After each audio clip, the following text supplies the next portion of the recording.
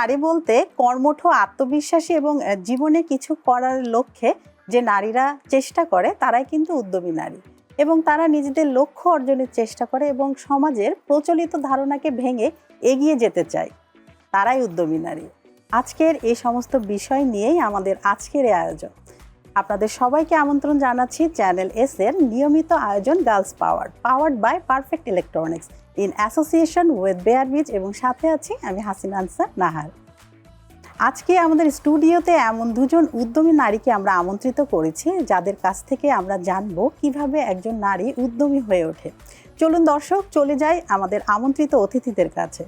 আমাদের স্টুডিওতে আছেন, হ্যাঁ আপু, আপনার পরিচয়টা দিন। আমি আবিদা সুলতানা, আমি কাজ করছি গায়ে হলুদের ডেকোরেশন নিয়ে, আর আমার উদ্যোগের নাম হচ্ছে ব্রাইডাল ক্রিয়েশন। বাহ, চমৎকার। আর আরও একজন গুণী আপু আছেন আমাদের সাথে, রহিমা খাতুন। আসসালামু আলাইকুম, আমি রহিমা খাতুন জেসমিন। আমার উদ্যোগের নাম হচ্ছে রেনু বুটিক্স। আচ্ছা, আপনাদের দুজনের সাথেই অনেক গল্প হবে, আড্ডা হবে, কুইজও হবে। তার আগে আমি একটু দর্শকদের কাছে চলে যাচ্ছি। দর্শক, আপনারা জানেন প্রতি পর্বেই কিন্তু আমাদের স্টুডিওতে দুজন অতিথি আমন্ত্রিত থাকেন, এবং তাদের জন্য থাকে বিভিন্ন ধাঁধা, গেম শো এবং কুইজ। এবং এই কুইজ কিন্তু আপনারাও আমাদের সাথে খেলেন।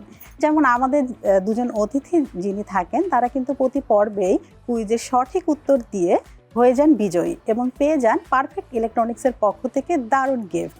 এবং দর্শক, আপনাদের জন্যও থাকে প্রতি সপ্তাহে আমাদের কুইজ, এবং কুইজের সঠিক উত্তর আপনারা জানিয়ে দেন গার্লস পাওয়ার ফেসবুক পেজ এবং গ্রুপের কমেন্ট বক্সে, এবং আমরা লটারির মাধ্যমে বিজয়ীর নাম ঘোষণা করি, এবং বিজয়ী পেয়ে যান পারফেক্ট ইলেকট্রনিক্সের পক্ষ থেকে দারুণ দারুণ গিফট, এবং তার ঠিকানায় কিন্তু পুরস্কারটি চলে যায়, এবং তিনি তার মনের অনুভূতি জানিয়ে ভিডিওর মাধ্যমে আমাদের গার্লস পাওয়ার ফেসবুক পেজ এবং গ্রুপে পোস্ট করেন। তো দর্শক, অনেক গল্প হলো, এবার আমরা চলে যাই আমাদের আমন্ত্রিত অতিথিদের কাছে। আবেদা আপা, কি নিয়ে ব্যস্ততা চলছে? আমি বেসিক্যালি গায়ে হলুদের ডেকোরেশনের কাজ করি, যেমন স্টেজ, টেবিলের খাবারের ডেকোরেশন, ডালাকুলা, মেহেদি, হলুদের গহনা, এগুলো নিয়েই কাজ করছি। তো ইদানিং একটু ব্যস্ত আমার নতুন অফিস দিয়েছি, তো এটা নিয়ে একটু ব্যস্ততা চলছে। অফিসটা কোথায়? মোহাম্মদপুর নূরজাহান রোডে এটা। বাহ, আপু কি নিয়ে কাজ করছেন? আমি অনেক কিছু নিয়েই কাজ করেছি, তো এখন রিসেন্টলি যেটা হচ্ছে সেটা হচ্ছে এমব্রয়ডারি সুতা এবং মেশিন, সুতাকে রোলিং করা, এসব নিয়ে, এবং বুটিক হাউস আমার আগেরও ছিল, সেটাও কন্টিনিউয়াসলি যাচ্ছে আর কি। এটার সাথে দেশীয় পণ্য নিয়ে কাজ করছি। চমৎকার। আচ্ছা আবিদা আপা, আমরা আসলে উদ্যমী নারী কাদেরকে বলি? দেখা যাচ্ছে যে আমরা মনে করেন কাজ করতে করতে অনেক সময় অনেক বাধা আসলো, কিন্তু তো অনেকেই আমরা ভয়ে পিছিয়ে যাই, কিন্তু যারাই কিনা এই ভয়টাকে জয় করতে পারে তারাই আসলে উদ্যমী নারী।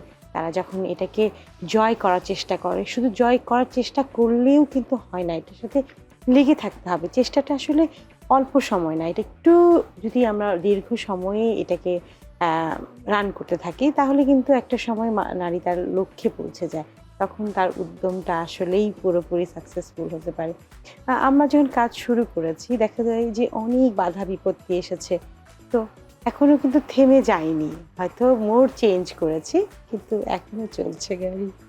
দর্শক, থেমে যাওয়া যাবে না, চলতে হবে আপন পথে, নিজের লক্ষ্যটা স্থির করেই কিন্তু আমাদের চলতে হবে। বাধা তো আসবেই, যেমন আবেদা আপা বললেন, অনেক বাধাই আসে, কিন্তু এই বাধাকে জয় করতে হবে, তখনই তো আপনি হতে পারবেন সত্যিকারের উদ্যমী নারী।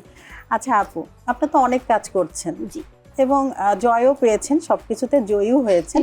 তো এই যে জয় করেছেন, কিন্তু এর পথে তো অবশ্যই বাধা ছিল, তো এই বাধাগুলো আসলে এই প্রতিকূল পরিবেশের সাথে কিভাবে মোকাবেলা করে আপনি সামনে এগিয়ে গেলেন?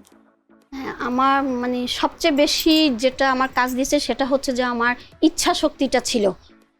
সব পরিবেশে আমি নিজেকে মানিয়ে নেওয়ার জন্য নিজেকেই নিজে ছাড় দিয়েছি, যার কারণেই ইচ্ছা শক্তির কারণে আমার ধৈর্য ছিল, আমি লেগেছিলাম। তারপর পারিপার্শ্বিক যেই অব্যবস্থানা ছিল সেটাকে আমি ট্যাকেল দিয়ে আমি আমার কাজ করে গিয়েছি। বাধা তো থাকবেই, এটা সব সময় থাকবে, সব সময়কার জন্যই থাকবে, কিন্তু অনেকে আছে যে আপা যেটা বললো, আবিদাপু কিন্তু খুব সুন্দর করে বলেছে যে উদ্যমী নারী যে সংজ্ঞাটা উনি কিন্তু খুব সুন্দর করে বলেছে, বাধা আসবেই, লেগে থাকতে হবে। যে আমি ভয় পেলে চলবে না, বা এখানে অনেকগুলো সেক্টর আছে। আমি যখন শুরু করেছিলাম তখন আমি একটা 18 বছরের কিশোরী ছিলাম। এখন আমি কিন্তু আমার একেবারে একটা মধ্যবয়স পেরিয়েও আমি একটা সময় আসছি। তো এই যে লং টার্ম, এর মধ্যে যদি আমার ইচ্ছা শক্তি না থাকতো, আমার যদি ধৈর্য না থাকতো, আমার যদি সহনশীলতা না থাকতো, আর খুব তাড়াতাড়ি পাওয়ার যদি ইচ্ছা থাকতো, তাহলে আমি এই পর্যায়ে আসতে পারতাম না। আমি তো অনেক বছর পরে এই সফলতাটা পেয়েছেন। পেলাম, এটা তো আমি চট করে পাইনি। তো এতটুক পথ আসতে আমাকে কিন্তু অনেক কিছু সহ্য করে যেতে হয়েছে। তো মানুষকে সহ্য শক্তিটাও থাকতে হবে, যেমন কথার সহ্য শক্তি, কাজের সহ্য শক্তি, শারীরিকও একটা সহ্য শক্তি, মানসিক একটা সহ্য শক্তি, সব কিছু। কারণ কেউ আপনাকে ক্ষেত্রটা তৈরি করে দিবে না, নিজেকেই তৈরি করতে হবে। তো এই জন্য যদি কেউ সফলতা চায়, তাকে কিন্তু অবশ্যই অবশ্যই ইচ্ছা শক্তি প্লাস ধৈর্য এবং সময়ের উপর ছেড়ে দিতে হবে। সময়টা, হ্যাঁ হ্যাঁ, আমি মানে তখন যখন আমি ভাবছি তখন তো এই সময়টার কথা আমি ভাবিনি। তখন আমি আমার জীবনের প্রয়োজনে আমি চলতে চলতে আজকে একটা পর্যায়ে আসছি। তা আমি হার মানিনি, কারণ আমার ভিতর ওই জিনিসটা ছিল, আমার ইচ্ছা ছিল যে না, আমি কিছু একটা করব, আমাকে আসতেই হবে এই পর্যায়ে।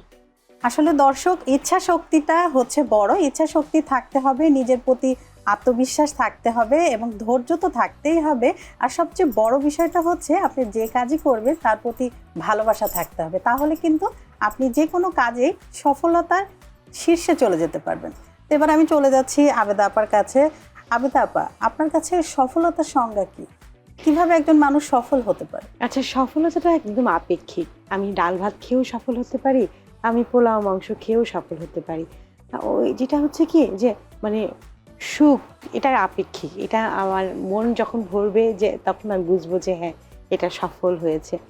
যেমন আমার একটা ছোট প্রাপ্তি, ধরেন আমি একটা কাজ করলাম, কাজ থেকে আমি 5,000 টাকা পেলাম, কেউ ওই কাজ থেকেই 50,000 টাকা পাচ্ছে, কিন্তু কেউ 5,000 টাকা পেয়েও খুশি হচ্ছে, কেউ 50,000 পেয়েও খুশি হচ্ছে না। এটা পুরোটাই আপেক্ষিক। নিজের মন থেকে যেটা আমি গ্রহণ করতে পারবো, আমার কাছে মনে হয় এটাই আমার সফলতা। আমরা তো সফলতার গল্প শুনলাম এবং প্রতিকূল অবস্থার সাথে কিভাবে খাপ খাইয়ে এগিয়ে যেতে হবে সেটাও শুনলাম। এবার আমি আপুর কাছে প্রশ্ন রাখবো যে এই সমস্ত কাজের মাঝে অবসর তো আসে, এই অবসরে আসলে কি করেন? আসলে বলে না, গান গাইতে গায়েন, গাইতে গাইতে গায়েন। তো আমরা আসলে তো ওই রকম কিছু না। তো যখন খুব খারাপ লাগে হয়তো একটু গান শুনি, আবৃত্তি করি। আমি আবার নাচিও, মানে ওই যে ঘরে ঘরে নাচা আর কি, মাইন্ড ফ্রেশ করার জন্য। তারপরে একটু ছবিও দেখা পছন্দ করি, নিজে নিজে সবই করি। তাহলে আপুর কণ্ঠে একটা গান হয়ে যায়, কি বলেন? আপু প্লিজ একটা গান করতে হবে। 2 লাইন? হ্যাঁ অবশ্যই, আমাদের অডিয়েন্সের জন্য, যেটা আমার জীবনের সাথে যায় সেরকম একটা গান। শিওর।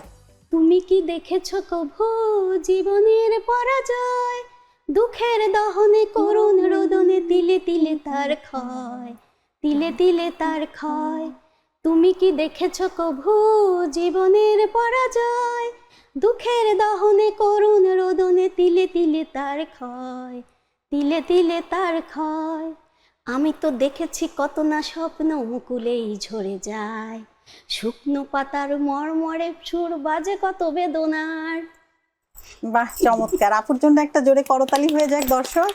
চমৎকার গান শোনালেন আপু আমাদের। এবার কিন্তু আমরা চলে যাচ্ছি কুইজ পর্বে। তো আপুরা, আপনারা প্রস্তুত আছেন তো? একটু ভয় পাচ্ছি। না, ভয়ের কিছু নেই, খুবই সহজ সহজ কুইজ আছে, আপনারা পারবেন। প্রথমে আমি কার কাছে যাব?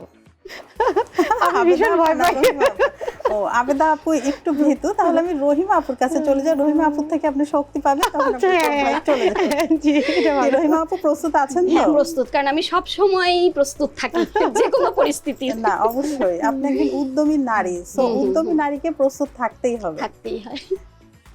তো দর্শক, এখন আমরা চলে যাচ্ছি কুইজ পর্বে। এমন কি জিনিস যা সব সময় কথা বলে কিন্তু মুখ নেই?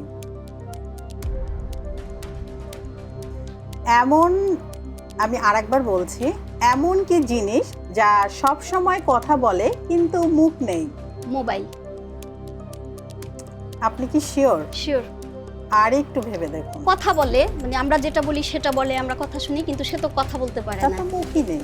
তার তো মুখই নেই। কথা বলবে? এটাই।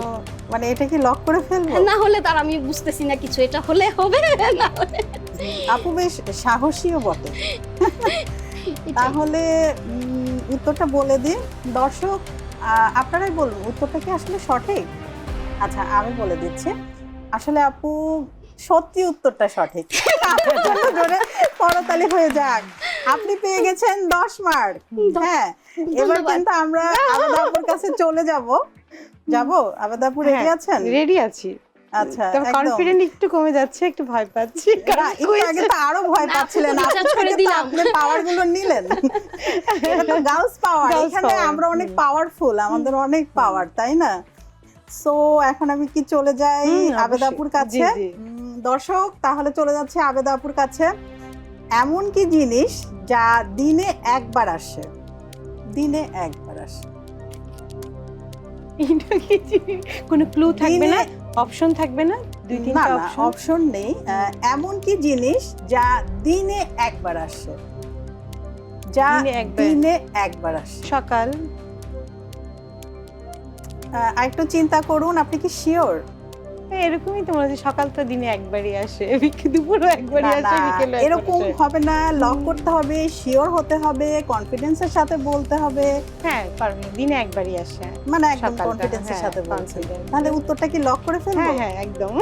দর্শক আপনারা কি বলেন, উত্তরটা কি লক করা যাবে? সম্ভবত যাবে। আচ্ছা আমি তাহলে এখন সঠিক উত্তরটি বলে দিই, হ্যাঁ হ্যাঁ যেহেতু আপনি একটা অ্যান্সার দিয়েছেন। জি জি। দর্শক কুইজটা আমি আবারও বলছি, এমন কি জিনিস যা দিনে একবার আসে? একবার আসে। একবারই কিন্তু আসে, দুবার না।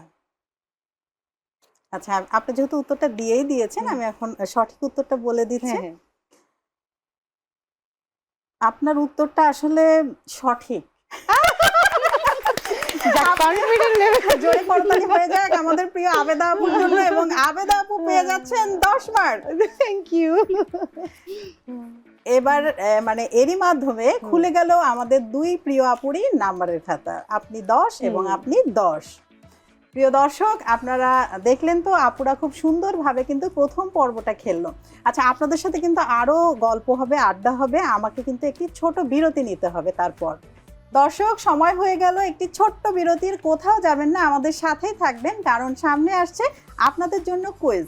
আপনারা দেখছেন চ্যানেল এস এর নিয়মিত আয়োজন girls power, powered by perfect electronics in association with bear beach, এবং সাথে আছে আমি হাসিনা আনসার।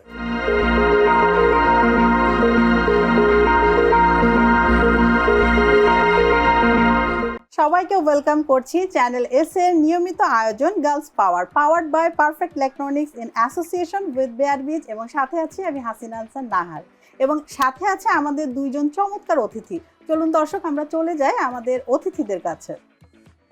আবেদা আপা, আপনি তো অনেক কার্ভিং করছেন এবং বিভিন্ন অকেশনে আমরা দেখছি আপনি পিঠার ডালাও সাজাচ্ছেন। জি জি। তো এই যে কাজগুলো করছেন, আসলে এই অনুপ্রেরণার জায়গাটা কোথায়?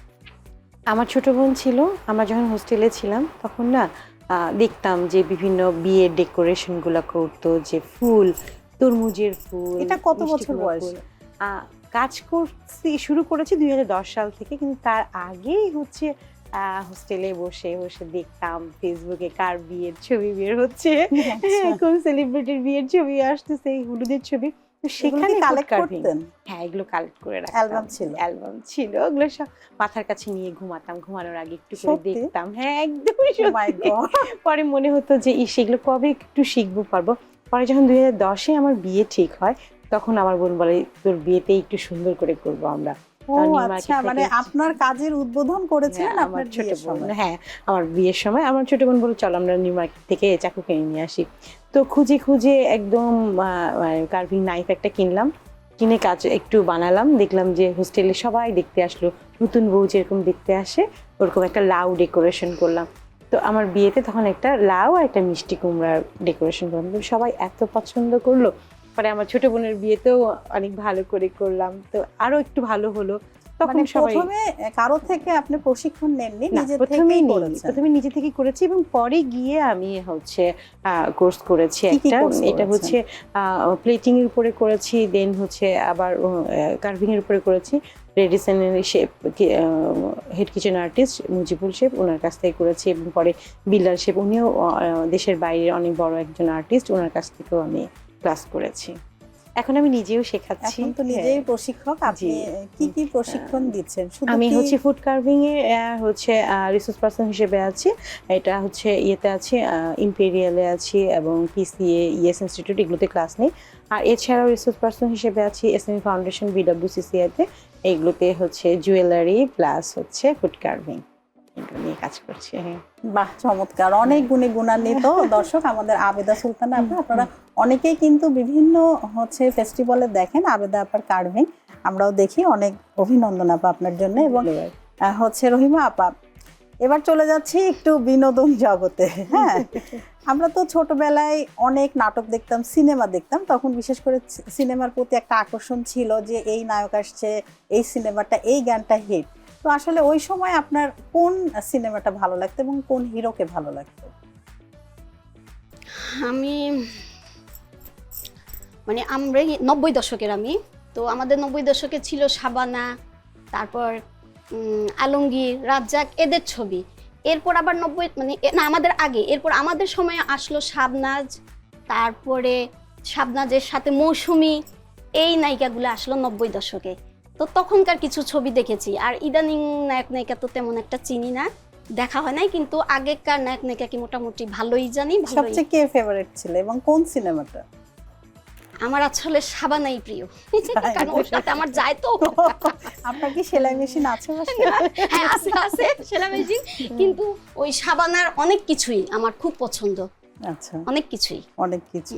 তো দু একটি গান কি করবেন শাবানার সিনেমার, আমাদের চিত্রনায়িকা শাবানার সিনেমার? শাবানা তো একটা গান আছে মনে হয়, অশ্রু দিয়ে লেখা, হ্যাঁ। এটা কি শাবানার না?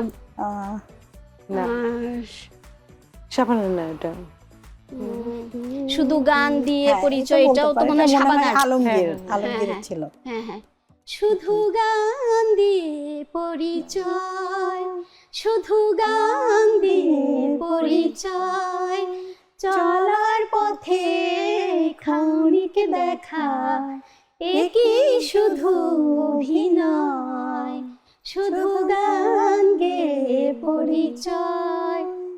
চমৎকার আপা, আপার সাথে আমিও একটু কণ্ঠশিল্পী হয়ে গেলাম। আমাদের আপনি প্রিয় আমাকে আবেদা অনেক আপু। দূর পিছনে নিয়ে গেলেন গিয়েছে। অনেকদিন পরে।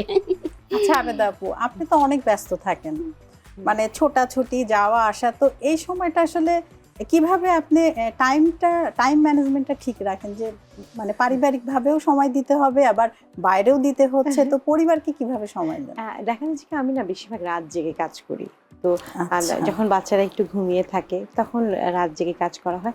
আর আসলে একটু ডিফিকাল্ট হয়ে যায়, যখন বাচ্চারা ছোট ছিল আমি কি করতাম, ওদেরকে সাথে নিয়ে নিয়েই কাজ করতাম। তখন মনে হতো যে না, দুটোই আমার একসাথে হচ্ছে, আমি আমার বাচ্চাদেরও সময় দিচ্ছি, আমি আমার কাজও করছি।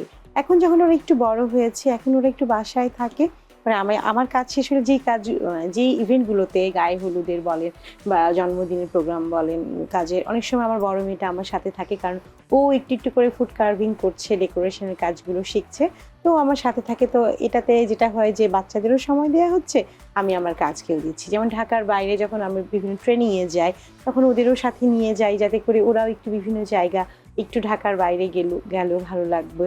এরকম করেই আসলে সময়গুলো ম্যানেজ করা হয়। বাহ, সুন্দর।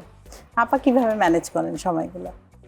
আমি আসলে খুব দ্রুত কাজ করতে পারি, মানে খুব আচ্ছা। দ্রুত ডিসিশনও নিতে পারি এবং খুব দ্রুত কাজও করতে পারি।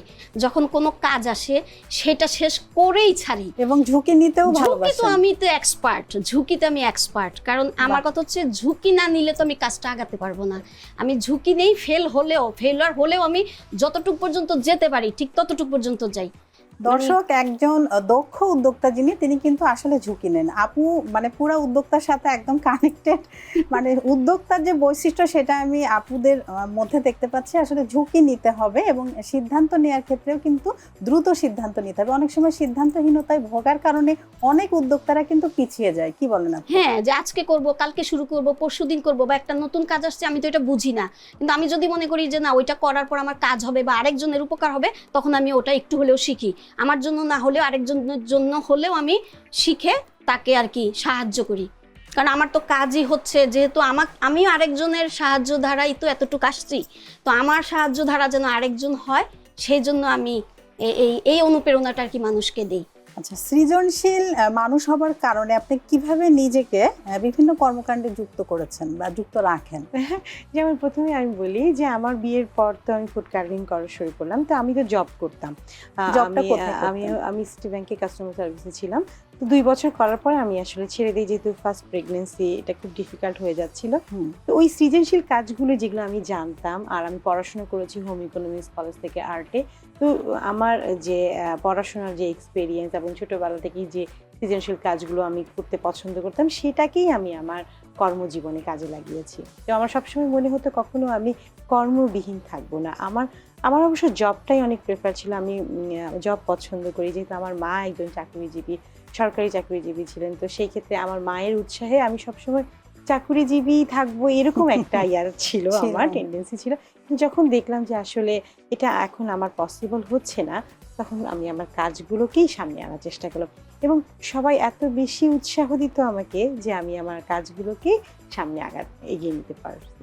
আচ্ছা আপু, আবিদা আপু যেটা বললেন যে আসলে উনি তো জবে ছিলেন, বাট উনি এখন উদ্যোক্তা হলেন এবং বিভিন্ন ব্যবসায়িক কর্মকাণ্ডের সাথেও যুক্ত। তো অনেক সময় হয় না যে আমরা অনেক শিক্ষিত থাকি, আমরা খুব ভালো চাকরি করি, কিন্তু বিয়ের পরে সেটা আসলে কন্টিনিউ হয় না, কারণ আমাদের কিন্তু আমাদের বেবিদের সময় দিতে হয়, পরিবারকে সময় দিতে হয়। সেই সময়টা আসলে এই উদ্যোক্তা হলে যদি আমরা ঘরে বসেই কিছু করতে পারি, তো সে বিষয়ে বলুন, মানে কি কি করতে পারি আসলে? সবসময় একটাই কথা, কিছু করতে হলে আগে নিজেকে এটা মানে পরিকল্পনা করতে হবে যে আমি কিছু করতে চাই। বাধা আসবে, সেটা আপনি যে কোনো পর্যায়ে থাকেন, মা হলে অবস্থায় থাকেন, আপনি আনমেরিড থাকেন, আপনি সব যে কোনো অবস্থায় কিন্তু বাধা আসবে। মানে এমন না যে আমি অবিবাহিত সেজন্য আমি সব করতে পারবো, বা আমি বিবাহিত সব করতে পারবো, এমন না। এই জন্য মানসিকভাবে আগে তৈরি হতে হবে যে না, আমি কিছু করতে চাই বা করব। কেউ যদি মনে করে যে আমি কিছু করতে চাই বা করব, দেন সে পারবে। সেটা যে কাজই হোক, সে যে কাজে কোনো কাজই তো ছোট না, যে কাজ জানে সে সেই কাজ করবে। এই জন্য আপনাকে প্রথমে যেটা হচ্ছে, আপনাকে আগে জানতে হবে, মানে আপনাকে আগে পরিকল্পনা করতে হবে যে না আমি করতে চাই। কেউ যদি করতে চায় তাহলে সে করতে পারবে, আর যদি বলে যে না আমি করব না, তাকে সবকিছু এনে দেওয়ার পরও সে কিন্তু পারবে না। এবার কিন্তু আমাদের আবারও কুইজ পর্বে চলে যেতে হবে। দর্শক, আমরা কিন্তু এখন আবারও কুইজ পর্বে চলে যাব। আপনারা প্রস্তুত আছেন তো? এবার প্রস্তুত। তাহলে এখন কার কাছে চলে যাব, আবেদা আপু নাকি হচ্ছে আমাদের রহিমা আপু? আবেদা আপুর তো এখন কনফিডেন্স লেভেল অনেক বেড়ে গিয়েছে, সো আমি এখন আবেদা আপুর কাছে যাব। উনি না বললেও আমি যাব। কি বলেন দর্শক, আবেদা আপুর কাছে চলে যায়? আচ্ছা আবেদা আপু, কোন গাছের নামে শীতের পোশাক আছে? কোন গাছের নামে শীতের পোশাক আছে? ভাবুন ভাবুন, ভাবলেই কিন্তু পেয়ে যাবেন, একটু চিন্তা করুন। আবারও আমি বলছি, ক্লু দিলে ভালো হতো। কোন, এই যে আমি বলছি, কোন গাছের নামে শীতের পোশাক আছে? শীতের পোশাক, জ্যাকেট। কোশ্চেনটাই একটা সোয়েটার। আপু, আবেদা আপু সমস্ত শীতের পোশাকগুলোর নাম বলছে।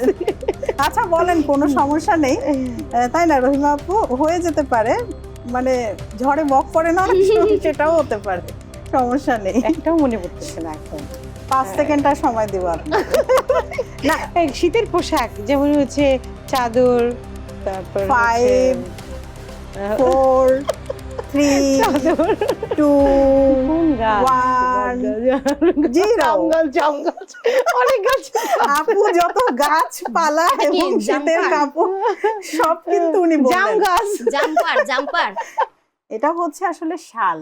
ও, আপনি মানে চাদর বলছি, এর অর্ধেক মার্ক পাওয়া যাবে না? চাদর বলেছিল না, চাদর আর শাল তো এখন না, চাদরের তো কোনো গাছ নেই, শালগমের গাছ, মানে ওইটাই আর কি, চাদরের একটু যদি শাল বানায় দেওয়া। দর্শক, আমরা খুবই দুঃখিত, আপুর উত্তরটা আমরা নিতে পারিনি। আপু, আপনি কোনো পয়েন্টও কিন্তু আপুর যোগ হয়নি। এবার আমি রহিমা আপুর কাছে চলে যাচ্ছে। তাহলে বলি, প্রস্তুত আছেন তো? আপু তো সবসময় প্রস্তুত। হ্যাঁ বলেন। কোন জিনিস নিজেরটা দেখা যায় কিন্তু বাবা মায়েরটা দেখা যায় না? আবারও বলছি, কোন জিনিস নিজেরটা দেখা যায়? বাবা মায়ের দোয়া, আদর, আশীর্বাদ, এগুলো সব সময় থাকে। আপু এটা তো দেখা যাচ্ছে না, আমাকে দেখতে হবে চোখ দিয়ে। আবারও আমি বলছি, কোন জিনিস নিজেরটা দেখা যায় কিন্তু বাবা মায়েরটা দেখা যায় না? খুবই ইজি, কিন্তু একটু চিন্তা করুন। আপনারাও দেখে এসেছেন। বাবা মার বিয়ে বিয়ে কি বিয়ে দেখা যায় না, কারণ আমি তো বিয়ের পরে হইছি। বাবা মার বিয়ে দেখা যায় না। আবেদা সবাই আপু কি দেখে। বলেন? সবাই দেখে, কিন্তু বাবা মার চলবে? বিয়ে দেখতে উত্তরটা পারি না। চলবে? লক করব?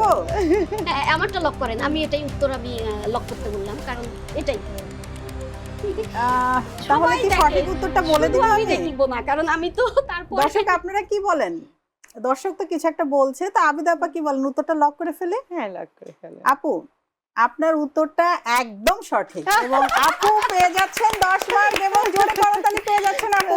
আমি আপু ঝুঁকি নিতে পছন্দ করি। হ্যাঁ, হ্যাঁ, এবং রহিমা আপু কিন্তু পেয়ে গেলেন 20 মার্ক 20 টোটাল, mark, হ্যাঁ। এবং আপনার আছে 10 10 মার্ক mark, টোটাল। হ্যাঁ। আমাদের এই পর্বে কিন্তু এগিয়ে আছে রহিমা আপু। রহিমা আপু, ও, অবশ্যই। আরো পর্ব আছে। কোনো সমস্যা নেই, এরপরে কিন্তু আরো একটি বড় রাউন্ড আছে, ধাঁধার রাউন্ড, এবং সেটা কিন্তু গেম চেঞ্জার রাউন্ড আমরা অনেক সময় বলি, আচ্ছা, কারণ সেখানে ভুল উত্তর দিলে -15 পয়েন্ট এবং কাটা যাবে, এবং যদি সঠিক উত্তর দেন তাহলে কিন্তু 30 পয়েন্ট প্লাস হবে। So Oh my! চেঞ্জ হবে, গেম চেঞ্জার বললাম না। হ্যাঁ। সো আবেদা আপু, আপনার টেনশনের আচ্ছা, কিছুই নেই, না না, আমি আপনি টেনশন পারবেন। করছি না। এবং আপনিও পারবেন।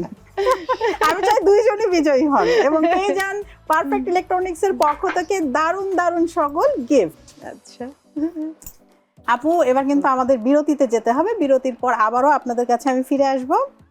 দর্শক, কোথাও যাবেন না, আমাদের সাথেই থাকুন। নিয়ে নিচ্ছি ছোট্ট একটি বিরতি। বিরতির পর আপনারাও কিন্তু আমাদের সাথে থাকছেন। আপনারা দেখছেন চ্যানেল এস এর নিয়মিত আয়োজন girls power, powered by perfect electronics in association with বেয়ারবিজ, এবং সাথে আছি আমি হাসিনা আনসার।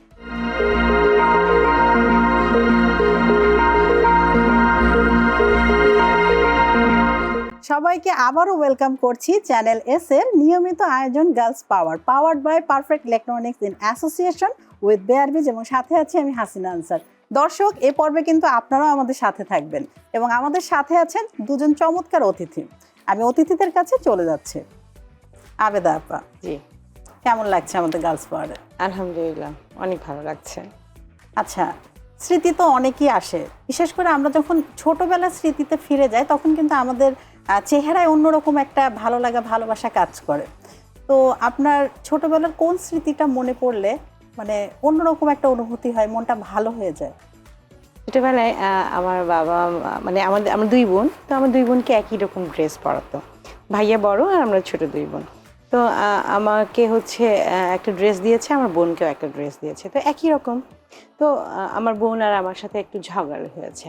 তো ঝগড়া হয়েছে, তো আপনারা কি পিঠাপিঠি? হ্যাঁ, একদম পিঠাপিঠি। আমার আচ্ছা। ছোট বোন, তো এখন আমাকে কি পানিশমেন্ট দিবে, আমাকে এখন মারতে পারতেছে না। ও কি করেছে, আমার ড্রেসটা নিয়ে যায় বাহিরে ফেলে দিছে। তো ওই পাশে হচ্ছে একটু মানে ওই যে কয়লা ছিল, আগুন ছিল ওই সাইডটাতে, ওই যে অনেকগুলো ময়লা একসাথে করে আগুন ধরিয়ে দেয় না, ওখানে ফেলে দিছে। তো ও বুঝে নাই যে ওখানে আগুন আছে বা কি আছে, তো ওখানে একটু কয়লা লেগে পুড়ে গেছে জামাটা।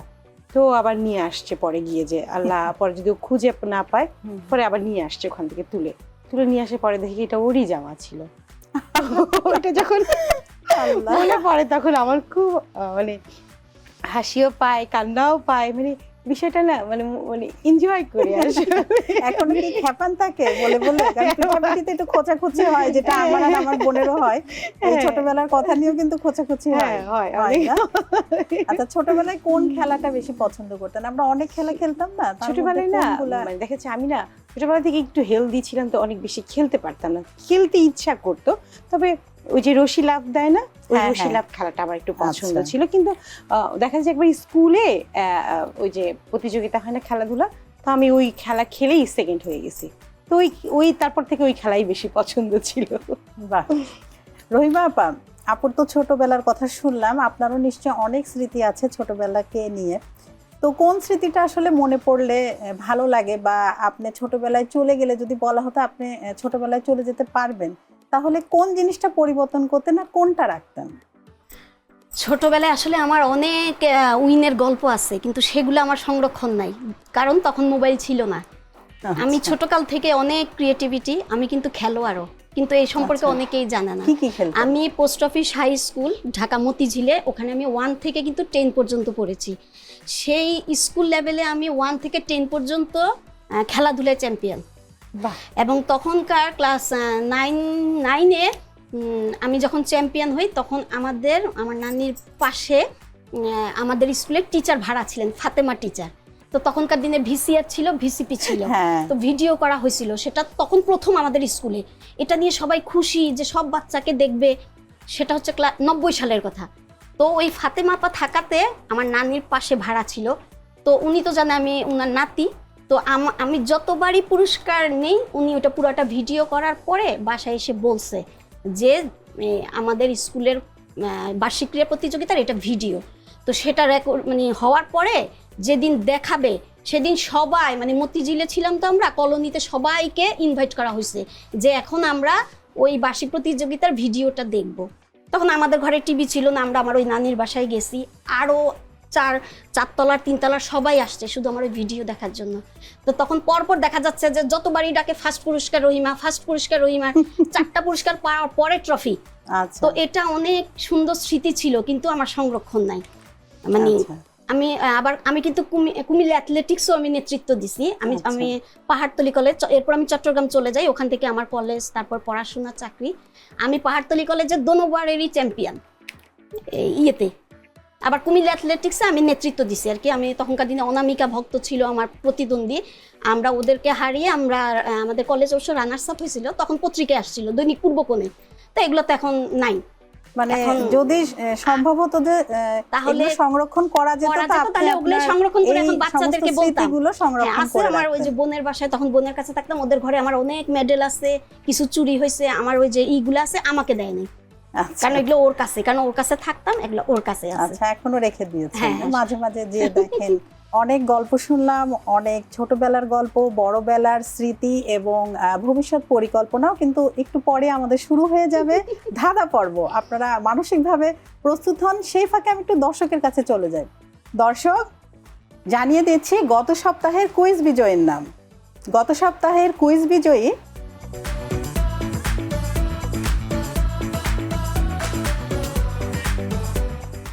আপনাকে অভিনন্দন।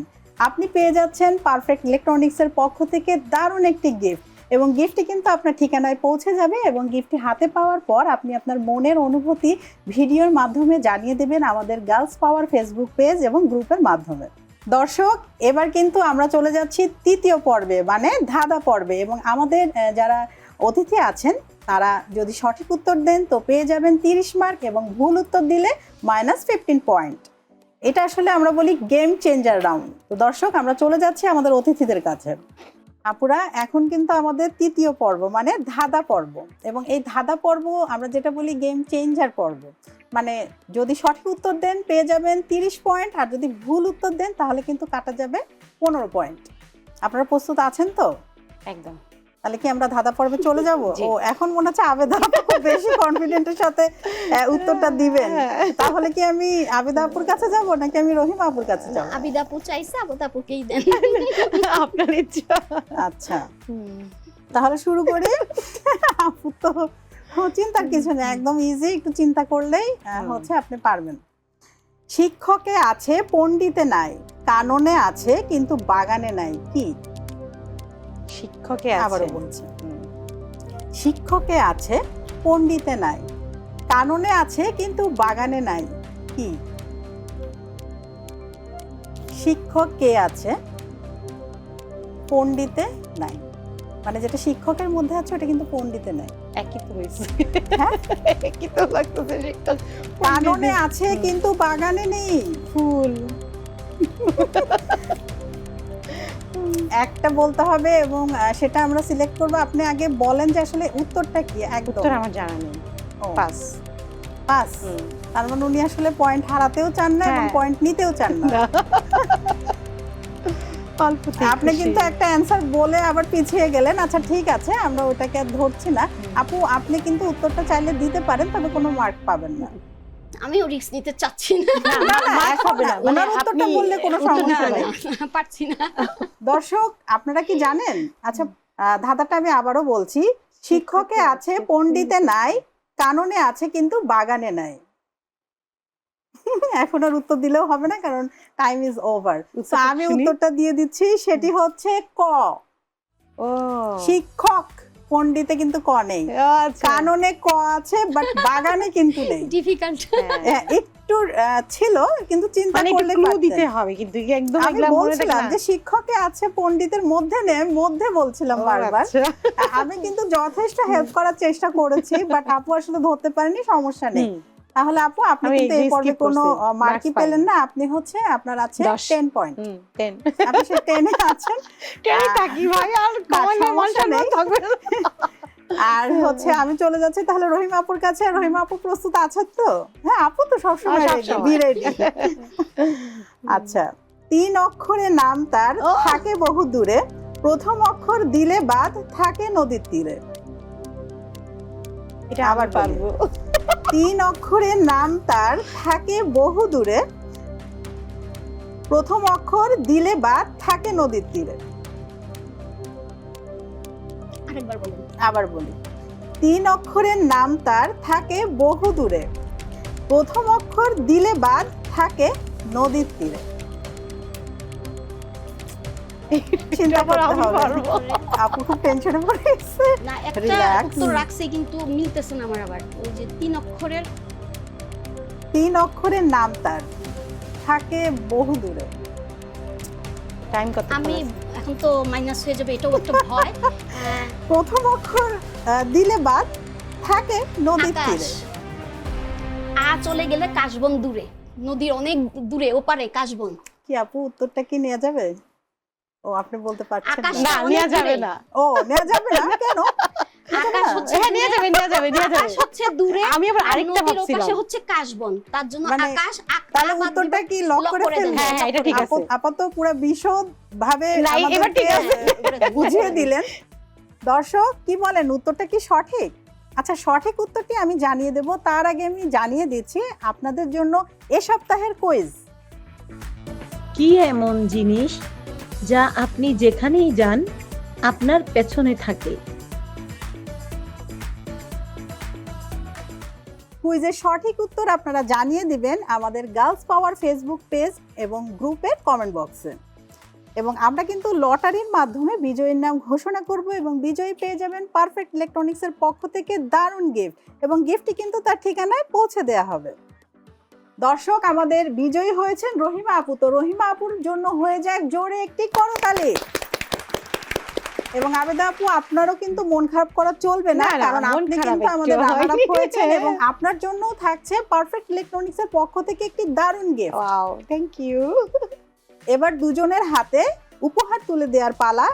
পারফেক্ট ইলেকট্রনিক্সের পক্ষ থেকে আপনাদের দুজনের জন্যই রয়েছে দারুণ দারুণ গিফট। দর্শক, আমরা কিন্তু অনুষ্ঠানের একদম শেষ দিকে চলে এসেছি। এখন সময় আমাদের অতিথিদের হাতে পারফেক্ট ইলেকট্রনিক্সের পক্ষ থেকে দারুণ দারুণ গিফট তুলে দেওয়ার পালা। তো প্রথমে আমি তুলে দিচ্ছি আমাদের যিনি রানার আপ হয়েছেন আবেদা আপা, তার জন্য পারফেক্ট ইলেকট্রনিক্সের পক্ষ থেকে রয়েছে দারুণ গিফট। আবেদা আপু, আপনার জন্য পারফেক্ট ইলেকট্রনিক্সের পক্ষ থেকে দারুণ একটি গিফট।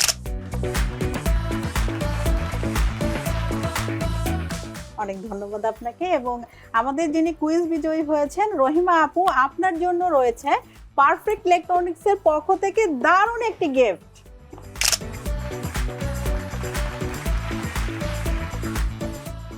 আপুরা, আমরা কিন্তু অনুষ্ঠানের একদম শেষ দিকে চলে এসেছি। আমাদের এই গার্লস পাওয়ার অনুষ্ঠানে এসে আপনাদের কেমন লাগলো?